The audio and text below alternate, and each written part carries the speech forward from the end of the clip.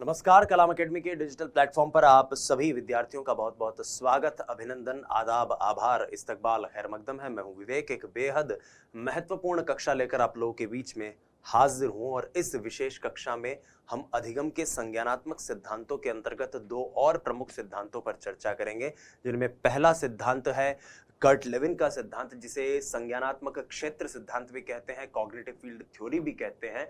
और दूसरा जो सिद्धांत इस वीडियो में हम डिस्कस करेंगे वो है टॉलमैन का, एडवर्ड चेज टॉलमैन का चिन्ह अधिगम, या फिर जिसे चिन्ह प्रत्याशा अधिगम या फिर प्रत्याशा अधिगम भी कहते हैं। आइए सबसे पहले कर्ट लेविन के सिद्धांत की बात करें। यहां पर जो सिद्धांत हम डिस्कस कर रहे हैं, एक बार मैं फिर दोहरा दूं कि ये इतने इंपॉर्टेंट नहीं है कि इनके ऊपर आप पूरी डिटेल में चीजें डिस्कस करें। आपको नाम पता होना चाहिए, आपको सिद्धांत को किस नाम से पुकारा जाता है ये पता होना चाहिए, और उस सिद्धांत से जुड़े हुए कुछ 5-7 मुख्य बिंदु है जिनसे प्रश्न बन जाता है।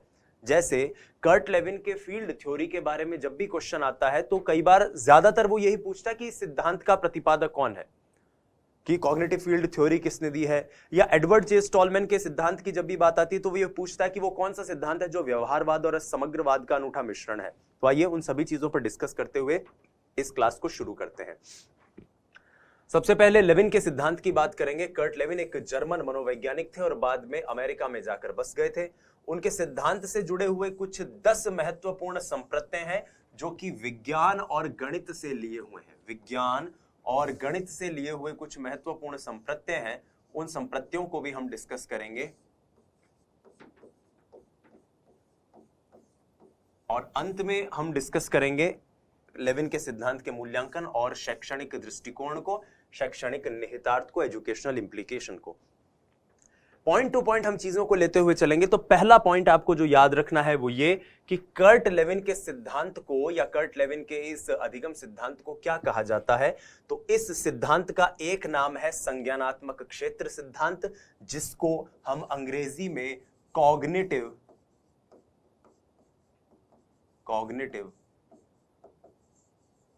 फील्ड थ्योरी भी कहते हैं। कॉग्निटिव फील्ड थ्योरी कहते हैं। दूसरा जो इसका नाम है वो होता है तलरूप का सिद्धांत, टोपोलॉजी का सिद्धांत, तो इसको टोपोलॉजी थ्योरी भी कहते हैं। टोपोलॉजी थ्योरी या टोपोलॉजी प्रिंसिपल। तीसरा जो इसके लिए नाम इस्तेमाल होता है वो होता है सदिश मनोविज्ञान या फिर सदिश का सिद्धांत, तो इसके लिए कई बार वेक्टर साइकोलॉजी शब्द भी इस्तेमाल होता है। सदिश यानी वेक्टर एक भौतिक विज्ञान का टर्म है। आप में से जो साथी फिजिक्स के हैं या फिजिक्स पढ़ चुके हैं वो जानते हैं, कोई भी ऐसी इकाई जिसके साथ एक दिशा एसोसिएटेड हो या कोई भी ऐसी इकाई जिसके साथ एक डायरेक्शन हो, वो क्या कहलाती है? सदिश कहलाती है। तो वेक्टर साइकोलॉजी भी इसे हम कहते हैं।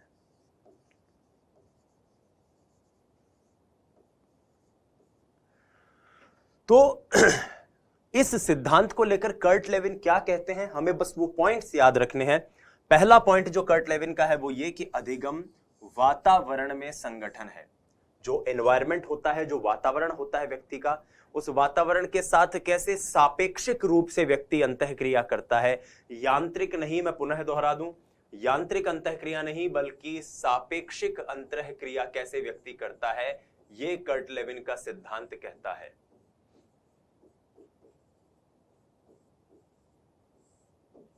इसकी बात लेविन का सिद्धांत कहता है। तो अधिगम वातावरण में संगठन है, यह एक सापेक्षिक प्रक्रिया है जिसके द्वारा व्यक्ति में नवीन अंतर्दृष्टि का या फिर एक न्यू इंसाइट का विकास होता है। यह पॉइंट आपको याद रखना है कि अधिगम कर्ट लेविन के अनुसार एक सापेक्षिक प्रक्रिया है। एक सापेक्षिक प्रक्रिया है कर्ट लेविन के अनुसार अधिगम। आगे बढ़ते हैं और कुछ और पॉइंट्स जानते हैं। तो अधिगम के लिए कर्ट लेविन कहते हैं कि अधिगम व्यक्ति की ज्ञानात्मक संरचना में परिवर्तन है, नंबर 1। अधिगम व्यक्ति के अभिप्रेरणा स्तर में भी परिवर्तन है, नंबर 2। अधिगम के जरिए व्यक्ति नवीन कौशल को ग्रहण करता है और उसका जो अधिगम समूह है या फिर जिन कलेक्टिव फॉर्म में सामूहिक रूप से जिस तरह से व्यक्ति होता है उस समूह में अधिगम परिवर्तन है। तो ये लेविन ने कुछ बात कही है अधिगम को लेकर। सबसे महत्वपूर्ण बात कि इसमें गणित और विज्ञान के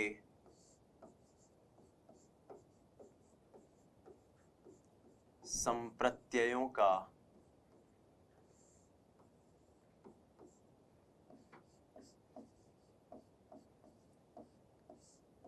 प्रयोग होता है। किसी व्यक्ति के व्यवहार को समझने के लिए यह जरूरी है कि अपने उद्देश्यों की प्राप्ति के लिए जिस मानचित्र का उसने निर्माण किया है उसमें जो उस व्यक्ति की स्थिति है, उसी स्थिति के जरिए व्यक्ति के व्यवहार को समझा जा सकता है। अब कुछ 8-10 फिजिक्स मैथ्स के वर्ड हैं जिनको आपको याद रखना है। बहुत सरल सी चीजें हैं, जैसे आपने यहां पर याद रखा वैसे ही आपको उन 8-10 गणित के शब्दों को याद रखना है और उन शब्दों के जरिए प्रश्न पूछे जा सकते हैं। जैसे कि टॉलमैन, माफ कीजिएगा, कर्ट लेविन अपने इस सिद्धांत में एक शब्द इस्तेमाल करते हैं क्षेत्र, क्योंकि ये संज्ञानात्मक क्षेत्र का सिद्धांत है, इसलिए क्षेत्र यानी कि फील्ड। और फील्ड को लेकर लेविन कहते हैं कि फील्ड से अभिप्राय उस मनोवैज्ञानिक जगत से है जिसमें एक व्यक्ति रहता है, जिसमें एक व्यक्ति रहता है। वो मनोवैज्ञानिक जगत जिसमें एक व्यक्ति रहता है और कोई भी क्रिया करता है वो क्या कहलाता है, उसका फील्ड कहलाता है। ये बात खुद कर्ट लेविन करते हैं।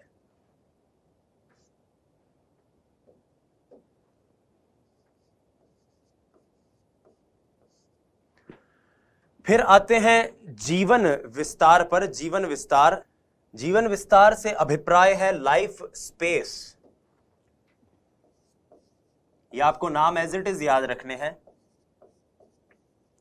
लाइफ स्पेस का मतलब, लाइफ स्पेस या जीवन विस्तार में वो सभी तत्व, व्यक्ति जिस वातावरण में रहता है, आपको ये याद रखना है कि व्यक्ति जिस वातावरण में रहता है उस वातावरण में ऐसा तो नहीं है कि वो व्यक्ति खुद ही है, उस वातावरण में ऐसे हजारों तत्व हैं जो उस व्यक्ति के साथ होंगे और वो तत्व उस व्यक्ति के व्यवहार को प्रभावित कर सकते हैं।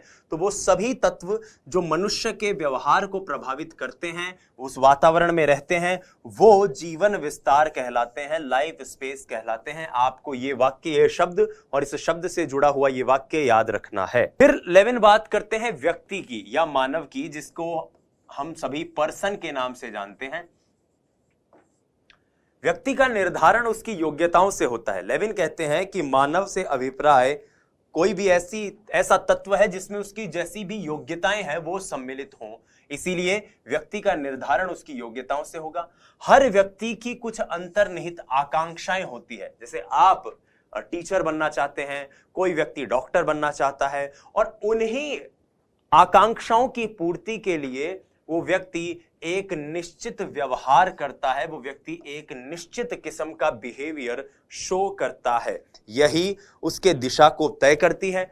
ये जो आकांक्षाएं होती है, यह आकांक्षाएं उसके व्यवहार की दिशा को तय करती हैं। भैया आप शिक्षक बनना चाहते हैं तो आप कभी भी एक मेडिकल का जो स्टूडेंट है, कोई नीट की तैयारी अगर कोई बच्चा कर रहा है तो उसके कोर्स को तो नहीं पढ़ोगे ना, क्योंकि आपकी आकांक्षाएं जो हैं वही आपके व्यवहार को निर्धारण करती है। आपके व्यवहार का निर्धारण करती है।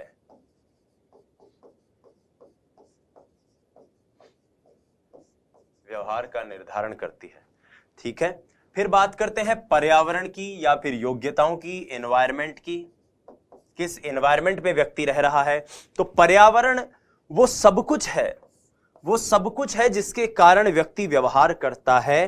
पर्यावरण को समझने की ज्ञानात्मक क्षमता और इसके परिवर्तन की कार्यात्मक क्षमता ही योग्यता कहलाती है। तो योग्यता क्या है, ध्यान से सुनिएगा, ये शब्द बड़े महत्वपूर्ण है और इन शब्दों के साथ जुड़ी हुए ये वाक्य महत्वपूर्ण है।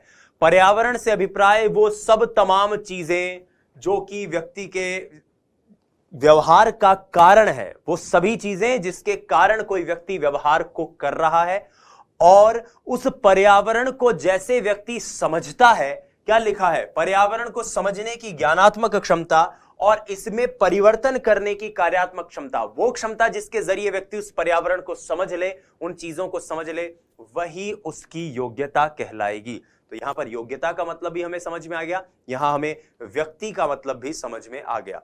कुछ और पॉइंट्स हैं, करीब 10 पॉइंट हैं जिनको हमें याद रखना है। फिर हमें बात करनी पड़ती है बाहरी आवरण की।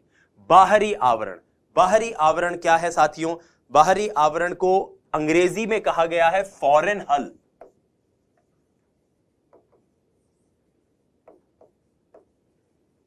फॉरेन हल वे सभी अमनोवैज्ञानिक तत्व जो व्यक्ति को उसके जीवन के विस्तार को बाहर से घेर कर रखते हैं, यानी वो तत्व जो उस व्यवहार के अंतर्गत हैं लेकिन उसके व्यवहार को प्रभावित करें ना करें, लेकिन बाहर से घेर के जरूर रहेंगे। जैसे मान लीजिए आप किसी संस्था में पढ़ रहे हैं और आपकी पढ़ाई का क्षेत्र तो वो संस्था ही है, वो इंस्टीट्यूट ही है, या आप जिस कमरे में पढ़ रहे हो वो कमरा आपका एक तत्व है, लेकिन उस कमरे के बाहर का जो एनवायरनमेंट है, मैं इस वक्त इस स्टूडियो में ये क्लास रिकॉर्ड कर रहा हूं तो मेरा जो स्कोप है, मेरा जो जीवन विस्तार है वो ये कमरा है जिस कमरे में मैं इस वक्त क्लास ले रहा हूं। इस कमरे के बाहर कुछ मनोवैज्ञानिक तत्व हैं, माफ कीजिएगा अमनोवैज्ञानिक तत्व हैं, जिन्होंने इस कमरे को बाहर से घेर रखा है, वो क्या आ जाएंगे? बाहरी आवरण या फॉरेन हल के रूप में उन्हें हम कहेंगे। तल रूप आप सभी जानते हैं, टोपोलॉजी, ये एक गणितीय संप्रत्यय है। और इस टोपोलॉजी से अभिप्राय क्या है साथियों? टोपोलॉजी से अभिप्राय यह है कि व्यक्ति और उसका लक्ष्य, व्यक्ति और उसका लक्ष्य और व्यक्ति और उसके लक्ष्य के बीच में आने वाला अवरोध, इन दोनों को सापेक्ष रूप से, इन दोनों को रिलेटिव रूप से दर्शाता है। व्यक्ति, उसका लक्ष्य और व्यक्ति और उसके लक्ष्य के बीच का अवरोध, इन्हें रिलेटिवली, इन्हें तुलनात्मक रूप से, त से तल रूप और त से तुलनात्मक, ऐसे याद रखिए क्योंकि ये एज इट इज वर्ड्स आपको मिलेंगे। कर्ट लेविन की थ्योरी मैं फिर बता दूं, हो सकता है आपको लग रहा हो कि सर समझ में नहीं आ रही, क्या बोल रहा है क्या नहीं बोल रहा है, हमें सिर्फ नाम याद रखने हैं और हमें इन कुछ वाक्यों को याद रखना है क्योंकि प्रश्न इन्हीं से ही एज इट इज बनेंगे। फिर कर्ट लेविन जो बात करते हैं एक और स्टेटमेंट की, वो है सदिश। सदिश यानी कि वेक्टर, जैसा कि आपने स्टार्टिंग में भी देखा था, वेक्टर साइकोलॉजी, इसके लिए एक शब्द इस्तेमाल होता है। तो सदिश वह मनोवैज्ञानिक बल है जो अपने लक्ष्य की ओर व्यक्ति को लेकर जाता है। आप पढ़ रहे हैं और आपको क्यों कोई चीज मोटिवेट करती है कि भाई किताब उठा के पढ़, उस मनोवैज्ञानिक बल को सदिश नाम दिया है किसने? स्वयं कर्ट लेविन ने। फिर आती है कर्षण शक्ति, जिसको हम कहते हैं वैलेंस। वैलेंसेस जिसके लिए नाम इस्तेमाल होता है, किसी भी क्षेत्र अथवा प्रदेश के प्रति आकर्षण व विकर्षण की शक्ति होती है कर्षण शक्ति। यानी कर्षण शक्ति केवल आकर्षण की नहीं, विकर्षण की भी। मान लीजिए आप कोई लक्ष्य को प्राप्त करना चाहते हैं, आप एक एजुकेशनल साइकोलॉजी में अधिगम को पढ़ना चाहते हैं, तो अधिगम का जो ये टॉपिक है ये आपको अपनी ओर खींच रहा है कि भाई मुझे पढ़, तेरे लिए बहुत महत्वपूर्ण है, और ये फीलिंग उसको देखकर कि यार मुझे इस चीज को प्राप्त करना चाहिए, ये क्या है? आपके लिए एक सकारात्मक शक्ति है, आकर्षण है। और कुछ ऐसी चीजें होंगी जो आपको हो सकता है आपके लक्ष्य से दूर ले जाए, या फिर कोई ऐसी चीजें जिनको नेगेटिवली आप चाहो कि यार ये मुझसे दूर रहें, तो वहां पर कोई ऐसी कर्षण शक्ति काम करेगी, वहां पर विकर्षण शक्ति काम करेगी। और जब वातावरण में इस तरह की चीजें होती हैं तो हमेशा एक तरह का अवरोध आता है, हमेशा एक तरह का बैरियर आता है। बैरियर वातावरण का वो गत्यात्मक पहलू है जो आपके लक्ष्य तक पहुंचने में एक तरह से बाधा उत्पन्न करेगा। वो गत्यात्मक पहलू जो लक्ष्य तक पहुंचने में बाधा उत्पन्न करेगा।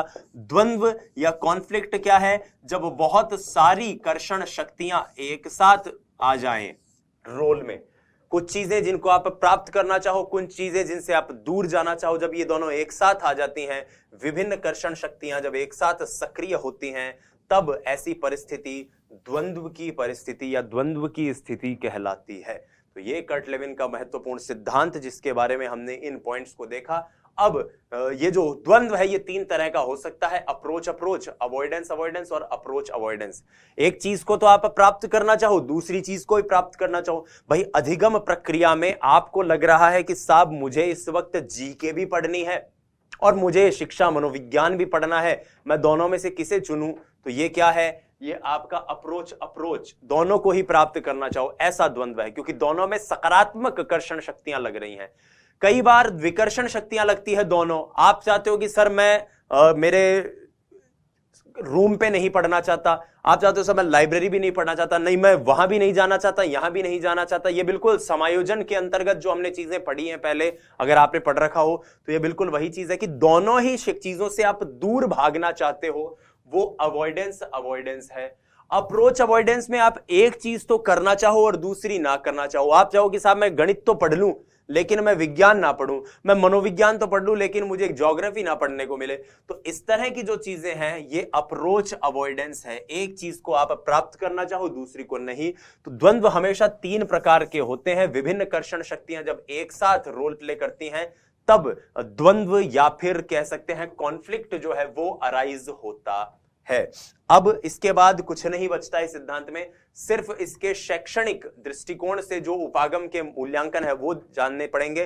तो सबसे पहला यह अवरोध पर बल देता है। यह सिद्धांत है जो सबसे ज्यादा इस बात की बात करेगा कि जब भी अधिगम प्रक्रिया में व्यक्ति स्टार्ट करता है और किसी एंड प्रोसेस पर जाता है तो बीच में कुछ ऐसे तत्व हो सकते हैं जो आपकी अधिगम प्रक्रिया में बाधा उत्पन्न करें और उन्हीं बाधा उत्पन्न करने वाले तत्वों के ऊपर यह बल देता है। यह एक नवीन अंतर्दृष्टि के विकास की भी बात करता है। और क्योंकि यह नवीन अंतर्दृष्टि के विकास की बात करता है इसलिए खासतौर पर कला शिक्षा, संगीत आदि के शिक्षण में बहुत ज्यादा उपयोगी है। यह मनोविज्ञान के समस्त क्षेत्रों में उपयोगी है, खासतौर पर शिक्षा मनोविज्ञान में बहुत ज्यादा उपयोगी है,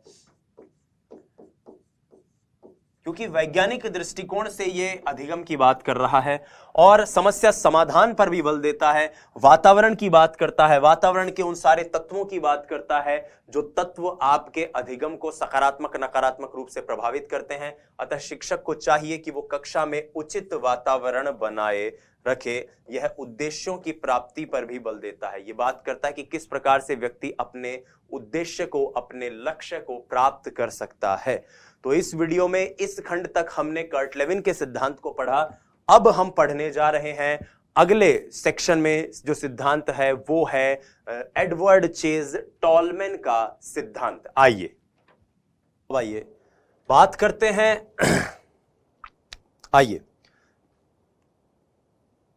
आइए बात करते हैं एडवर्ड चेज टॉलमैन की, जिनका सिद्धांत बहुत ज्यादा महत्वपूर्ण है और एडवर्ड चेज टॉलमैन के सिद्धांत से भी आपकी परीक्षा में प्रश्न पूछे जाने की संभावना है।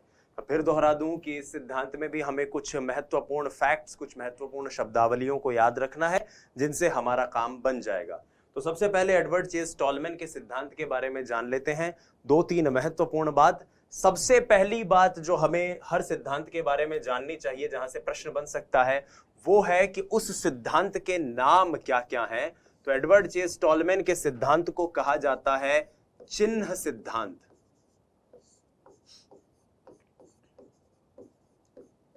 चिन्ह सिद्धांत यानी कि साइन थ्योरी। दूसरा इसके लिए जो नाम उपयोग में आता है वो है चिन्ह अधिगम।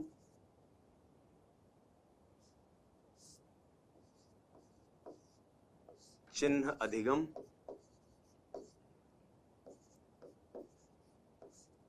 तो साइन लर्निंग भी इसके लिए कई बार इस्तेमाल हो जाता है वर्ड। इसके लिए एक शब्द इस्तेमाल होता है चिन्ह गेस्टाल्टिज्म या चिन्ह गेस्टाल्ट सिद्धांत। चिन्ह गेस्टाल्ट सिद्धांत, साइन गेस्टाल्ट थ्योरी। इसके लिए कई बार एक शब्द इस्तेमाल होता है और वो है प्रत्याशा सिद्धांत। प्रत्याशा सिद्धांत। अब प्रत्याशा सिद्धांत नाम आते ही आपके दिमाग में एक विचार आ रहा होगा कि सर प्रत्याशा सिद्धांत तो विक्टर रूम का है जिसको हम मोटिवेशन में पढ़ते हैं, वो मोटिवेशन है। यहां पर इसके लिए चिन्ह प्रत्याशा या फिर प्रत्याशा दोनों शब्द इस्तेमाल किए जा सकते हैं। तो एक्सपेक्टेंसी थ्योरी भी इसके लिए एक वर्ड यूज होता है। थ्योरी। ठीक है, उसके बाद एक और नाम जो इस सिद्धांत के लिए उपयोग में आता है वो है उद्देश्य सिद्धांत। अब जैसे उद्देश्य से आपको याद हो कि हमने उद्देश्य प्रवणता सिद्धांत पढ़ा था, हल का सिद्धांत, क्लार्क हल का जो सिद्धांत था, लेकिन यहां उद्देश्य प्रवणता नहीं है, सिर्फ उद्देश्य है।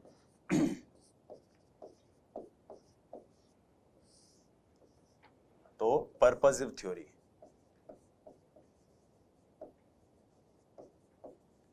ये कुछ नाम है जो हमें इस सिद्धांत के याद रखने हैं, टॉलमैन के सिद्धांत के, एडवर्ड चेस टॉलमैन के सिद्धांत के। अब एडवर्ड चेस टॉलमैन के सिद्धांत से जो सबसे ज्यादा बात पूछी जाती है वो ये कि टॉलमैन के सिद्धांत में मनोवैज्ञानिक संप्रदाय के दो प्रमुख संप्रदायों की झलक मिलती है। पहला है व्यवहारवाद और दूसरा है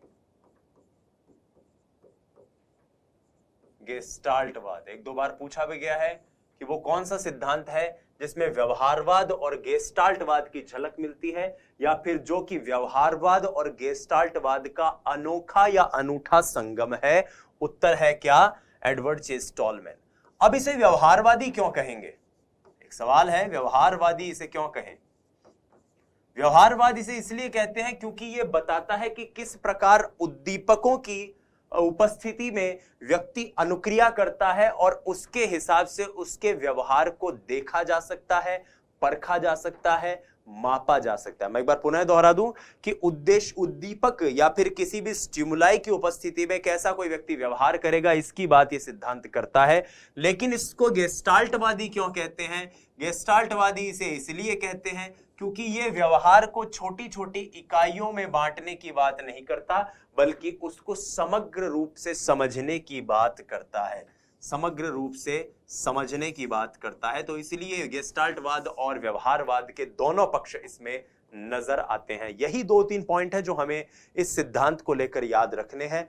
अब जब ये टॉलमैन इस सिद्धांत की बात करते हैं तो कुछ 5-6 महत्वपूर्ण संप्रत्यय देते हैं, कुछ 5-6 महत्वपूर्ण अवधारणाएं देते हैं।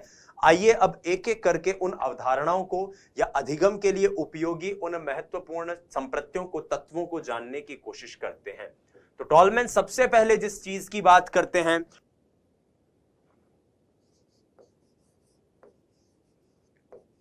सीखने का अर्थ। वस्तुतः टॉलमैन अपने सिद्धांत के जरिए बताते हैं कि किसी भी कार्य को करते वक्त प्राणी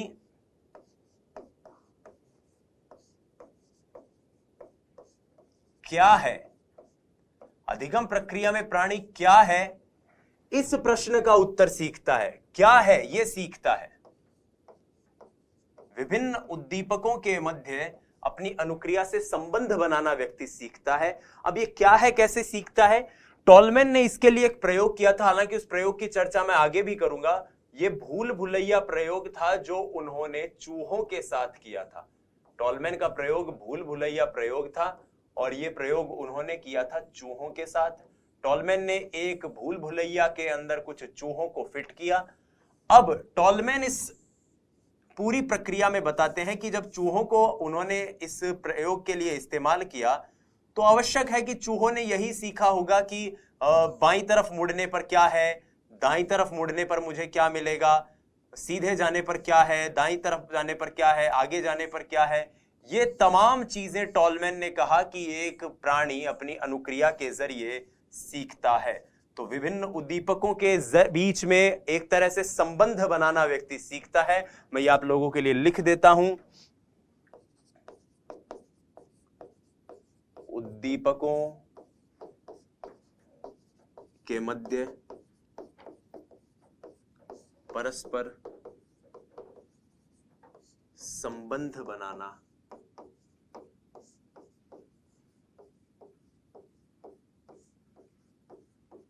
सीखता है। दूसरी बात जो टॉलमैन कहते हैं वो है स्थान बनाम अनुक्रिया।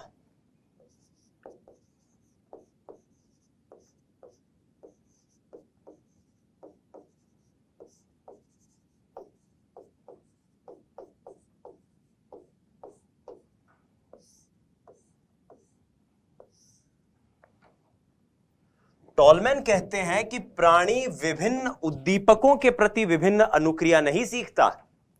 फिर से देखिएगा, विभिन्न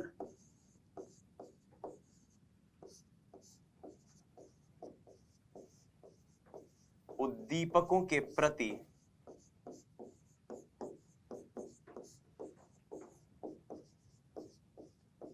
विभिन्न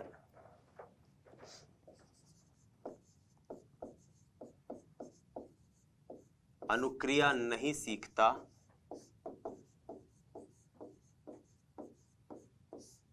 बल्कि उन स्थानों के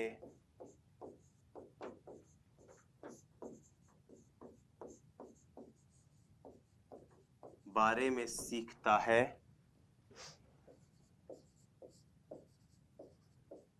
जहां वस्तुएं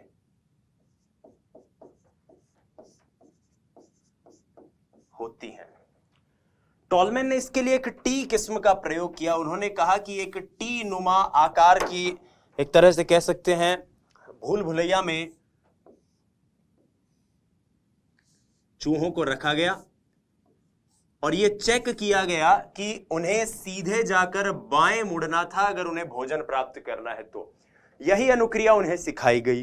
कुछ दिनों बाद इस टी को उल्टा कर दिया गया, यानी कि अब उन्हें दाईं तरफ मुड़ना था और देखा गया कि चूहों ने बाईं तरफ मुड़ना बंद कर दिया और सीधे दाईं तरफ जाने लगे।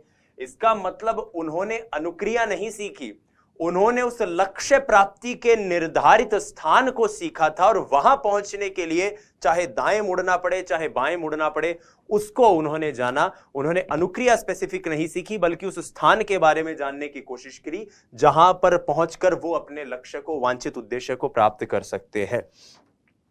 इसके आगे टॉलमैन एक शब्द इस्तेमाल करते हैं और वो है एकीकृत बनाम आणविक अधिगम।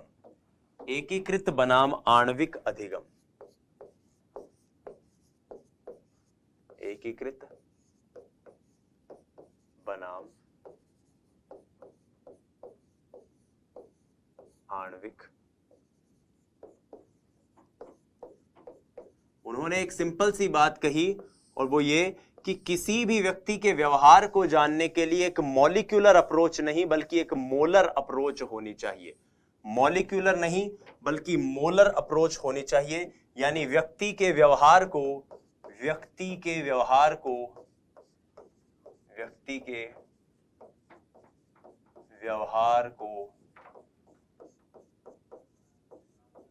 एकीकृत स्वरूप में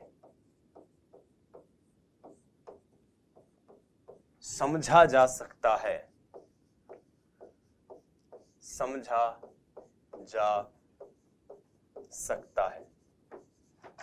व्यक्ति के व्यवहार को जानना है तो उसको एकीकृत स्वरूप में जाने। जैसे आप कहेंगे कि चूहा, दौड़ता हुआ चूहा, तो दौड़ते हुए चूहे से आप अभिप्राय नहीं लगा सकते कि वो क्यों दौड़ रहा है, किस लक्ष्य को प्राप्त करना चाह रहा है।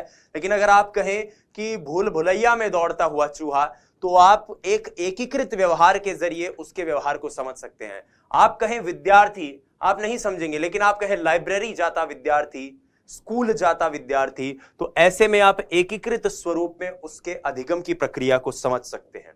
फिर एक पॉइंट देते हैं वो, और उस पॉइंट के लिए वो जो शब्द इस्तेमाल करते हैं वो है पुरस्कार प्रत्याशा।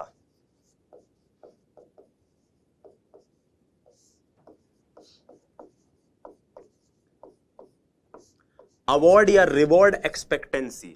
रिवॉर्ड एक्सपेक्टेंसी को समझाते हुए टॉलमैन कहते हैं कि व्यक्ति अधिगम तो कर लेता है, अधिगम करने में पुरस्कार महत्वपूर्ण नहीं है, सीखने के लिए पुरस्कार महत्वपूर्ण नहीं है, लेकिन उचित व्यवहार के निष्पादन के लिए पुरस्कार महत्वपूर्ण है। तो व्यवहार या पुरस्कार की प्राप्ति से, पुरस्कार की प्राप्ति वांछित व्यवहार को बल देती है। इन्होंने बंदरों पर एक्सपेरिमेंट करे, इन्होंने कहा कि बंदरों को पहले एक अनुक्रिया सिखाई गई और उस अनुक्रिया के होने पर उन्हें केले के रूप में एक पुरस्कार दिया जाता। बंदर खुश होते थे।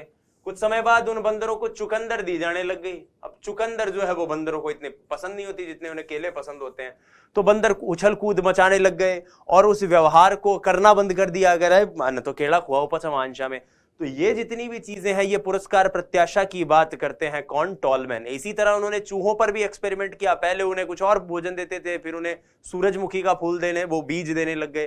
तो उसके कारण भी उन चूहों ने भी एक तरह से फ्रस्ट्रेशन और कुंठा दिखाई अपने व्यवहार में। और जितनी तत्परता से वो पहले उस लक्ष्य को प्राप्त कर रहे थे, उस कार्य को कर रहे थे, उस कार्य के करने की क्षमता और तत्परता में भी कमी आने लग गई। तो ऐसे में उन्होंने कहा कि पुरस्कार जो है वो वांछित अनुक्रिया को बल देता है।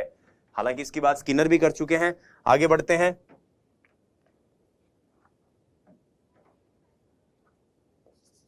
आगे टॉलमैन कहते हैं कि मध्यवर्ती चरों का भी महत्व है।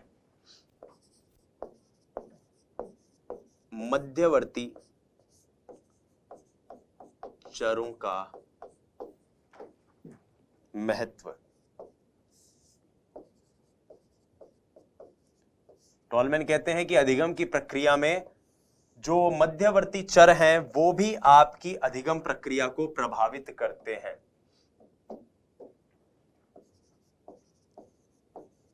केवल अधिगम की सामग्री नहीं, वातावरण में बहुत सारे ऐसे तत्व होते हैं, वो तत्व जो सीधे सीधे आपकी अधिगम से जुड़े हुए नहीं है, जैसे आकांक्षा है, अभिप्रेरणा है, या और भी पूरे एनवायरनमेंट के जितने भी तत्व हैं वो कहीं ना कहीं किसी ना किसी रूप में आपके अधिगम को प्रभावित करेंगे, या तो सकारात्मक या नकारात्मक। आप जैसे मान लीजिए लाइब्रेरी में पढ़ने जा रहे हैं, आप अपनी पढ़ाई पूरी ईमानदारी से कर रहे हैं, लेकिन आपके बगल में एक ऐसा व्यक्ति है जो बहुत डेडिकेशन से पढ़ता है, तो उस व्यक्ति को देखकर आपके मन में भी एक तरह का मोटिवेशन जाएगा कि मेरे बगल में बैठा हुआ ये आदमी इतने ईमानदारी से और इतनी मेहनत से पढ़ रहा है, तो क्यों ना मैं भी इतनी मेहनत, इतनी तत्परता, इतनी ईमानदारी से तैयारी करूं।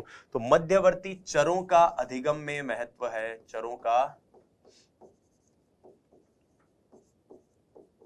अधिगम में महत्व है।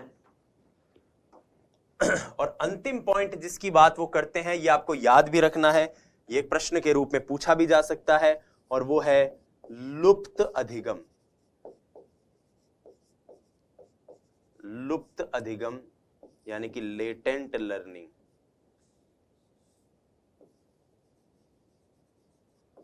लेटेंट लर्निंग, इस लुप्त अधिगम की बात करते हैं कौन? टॉलमैन अपने चिन्ह अधिगम में। लुप्त अधिगम से टॉलमैन का अभिप्राय क्या है? लुप्त अधिगम के जरिए एडवर्ड चेज टॉलमैन हमें यह बताने की कोशिश करते हैं कि अधिगम की प्रक्रिया, फिर से सुनिएगा, इससे पहले हमने कहा है कि पुरस्कार की प्राप्ति वांछित अनुक्रिया को बढ़ाती है, बिल्कुल, लेकिन वांछित अनुक्रिया के सीखने में, अधिगम को सीख लेने में, अधिगम की प्राप्ति में कभी भी पुरस्कार महत्वपूर्ण नहीं होता है। तो अधिगम जो है उसका प्रदर्शन, उसका दृष्टव्य हो सकता है पुरस्कार की प्राप्ति पर हो, लेकिन अधिगम, सीखा हुआ व्यवहार अक्सर परिलक्षित होने से पूर्व डोरमेंट रहता है और सुप्तावस्था में रहता है। तो ये इंपॉर्टेंट वर्ड है जो आपको याद रखना है कि सीखने के लिए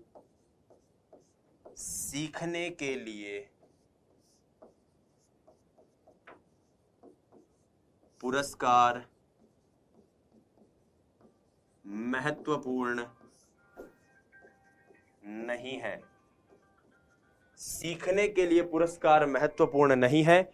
लुप्त अधिगम के अंतर्गत हमने यही चीज देखी कि कोई भी चीज आप सीख रहे हो, लर्न कर रहे हो, तो उसमें पुरस्कार इतना इंपॉर्टेंट नहीं है।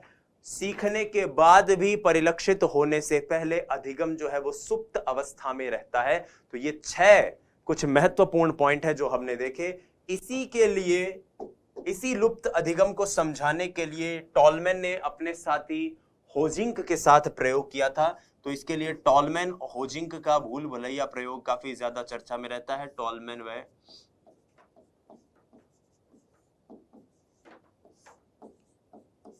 होजिंक का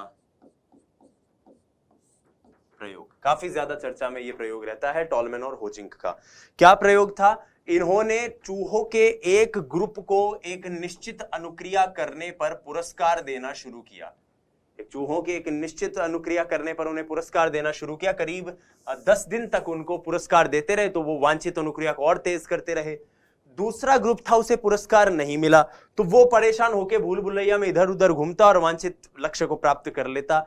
कुछ समय बाद देखा गया, करीब 10 दिन बाद वो जो ग्रुप था, वो जो ग्रुप जिसे पुरस्कार नहीं मिला था, उसे भी पुरस्कार दिया। मतलब उसे भी खाने का कुछ वो भोजन या कुछ मिला, जैसे ही वो उस भूल भुलैया को पार कर लेता।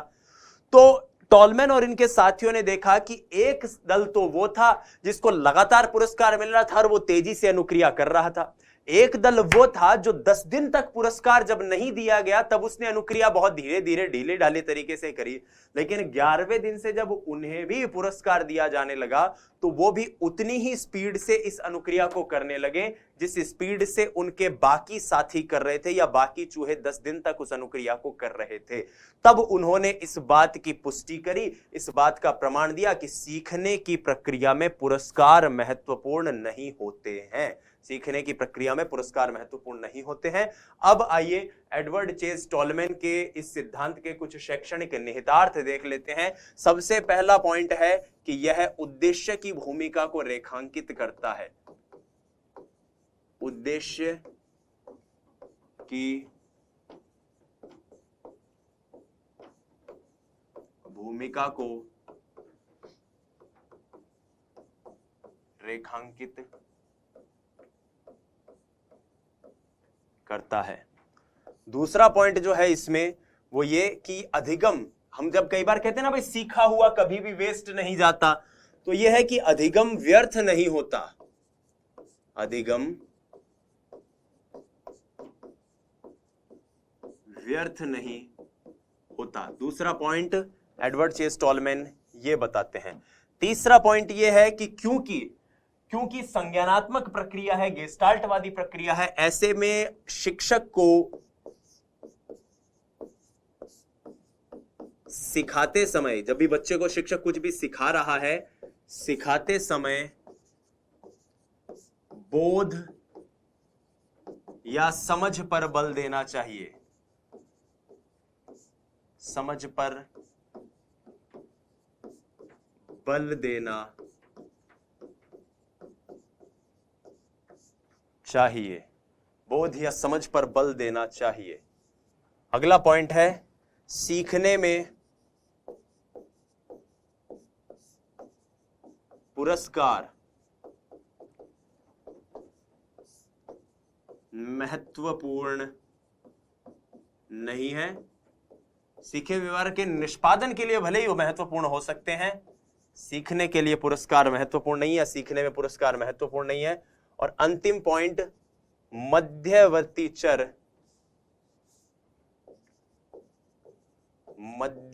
चर जैसे वातावरण आदि अधिगम में भूमिका निभाते हैं।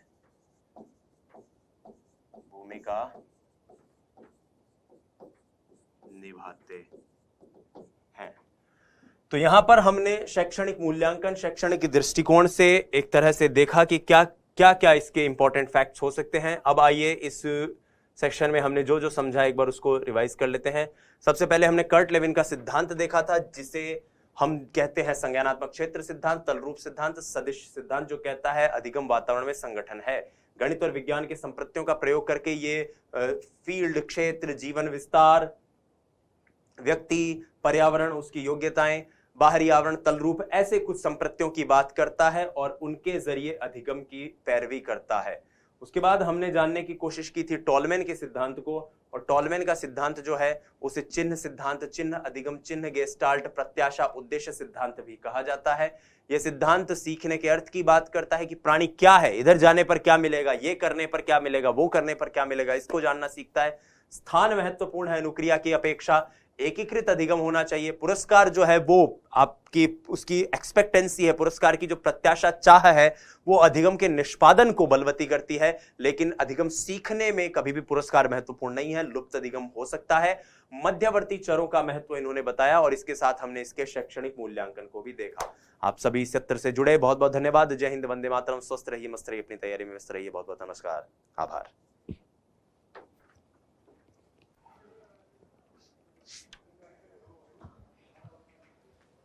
पहले वाले का भी चेक कर लेना सही से तो ये हो गई है सर एक क्लास और। हो गई सर। हाँ, इसको और ले लो।